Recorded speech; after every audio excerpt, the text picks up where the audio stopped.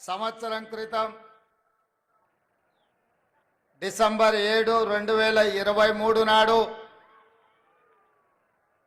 శ్రీమతి సోనియా గాంధీ గారు, శ్రీ మల్లికార్జున్ ఖర్గే గారు, శ్రీ రాహుల్ గాంధీ గారు, శ్రీమతి ప్రియాంక గాంధీ గారు హాజరై హైదరాబాదు నడిబొడ్డున ఎల్బీ స్టేడియంలో మిట్ట మధ్యాహ్నం లక్షలాది మంది తెలంగాణ బిడ్డల కాంగ్రెస్ పార్టీ కార్యకర్తల ఆశీర్వాదంతో ఇందిరమ్మ రాజ్యం ప్రజా ప్రభుత్వం ప్రమాణ స్వీకారం చేసి సరిగ్గా 365 రోజులు అంటే ఒక సంవత్సరం పూర్తి చేసుకొని మొదటి సంవత్సరం ఉత్సవాలు పోరాటాల గడ్డ నల్లగొండ గడ్డ మీద ఈరోజు మనం ఈ కార్యక్రమాన్ని జరుపుకుంటున్నాం. మిత్రులారా, జూన్ 2, 2014కు ఎంత ప్రాధాన్యత ఉందో డిసెంబర్ 7, 2023 కావచ్చు, డిసెంబర్ 7, 2024 కావచ్చు, అంతే ప్రాధాన్యత ఉంది. ఎందుకంటే ఉమ్మడి రాష్ట్రంలో సమైక్య పాలనలో ఆనాడు తెలంగాణ వివక్షకు లోనై ముఖ్యంగా నల్గొండ జిల్లాలో సాగునీటి ప్రాజెక్టులు ఫ్లోరైడ్ మహమ్మారిని తరమాలని ఉమ్మడి రాష్ట్రంలో ఎంత ప్రయత్నం చేసినా ఆనాడు సంపూర్ణమైన సహకారం అందలేదు. కానీ తెలంగాణ ఉద్యమానికి నాయకత్వం వహించడంలో నల్లగొండ గడ్డ ముందు బాగానే నిలబడ్డది.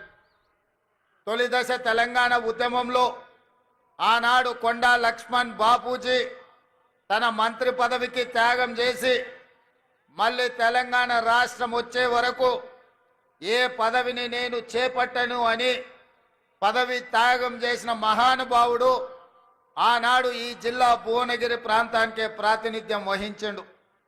ఆ తర్వాత మలిదశ తెలంగాణ ఉద్యమంలో ఉమ్మడి రాష్ట్ర మంత్రిగా ఉన్న మీ అభిమాన నాయకుడు కోమటిరెడ్డి వెంకటరెడ్డి గారు తెలంగాణ రాష్ట్రం కోసం, తెలంగాణ రాష్ట్రం వచ్చే వరకు నాకు ఈ మంత్రి పదవులు అవసరం లేదు, నా మంత్రి పదవి కంటే నాకు తెలంగాణ రాష్ట్రమే ముఖ్యమని ఆనాడు ఉమ్మడి రాష్ట్రంలో కోమటిరెడ్డి వెంకటరెడ్డి గారు మంత్రి పదవి త్యాగం చేసి మళ్ళీ తెలంగాణ రాష్ట్రం వచ్చిన తర్వాతనే ఇందిరమ్మ రాజ్యంలో ఈనాడు మంత్రి పదవి చేపట్టడం ద్వారా త్యాగం చేసిన పదవిని మళ్ళీ తీసుకోను అని చెప్పి వారు ఆదర్శంగా నిలబడ్డారు.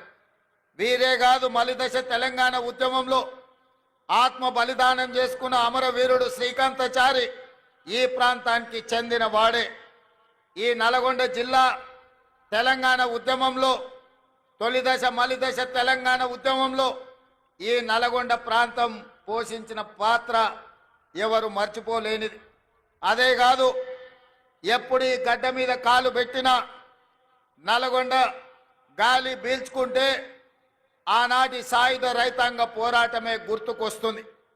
ఆనాడు నిజాంలకు వ్యతిరేకంగా రజాకర్ల అరాచకాలకు అడ్డంగా నిలబడి భూమి కోసం, భుక్తి కోసం, విముక్తి కోసం ఈ నల్గొండ గడ్డ మీద ఆడబిడ్డలు నడుం బిగించి ఒడిసేలలో రాళ్లు పెట్టి ఒడివడిగా కొడుతూ నిజాంలను దిగంతాలకు తరిమి కొట్టిన సాయుధ రైతాంగ పోరాటానికి నాయకత్వం వహించిన ఈ నల్గొండ గడ్డ గాలి పీల్చుకుంటేనే ఆ ఉద్యమ స్ఫూర్తి వస్తుంది.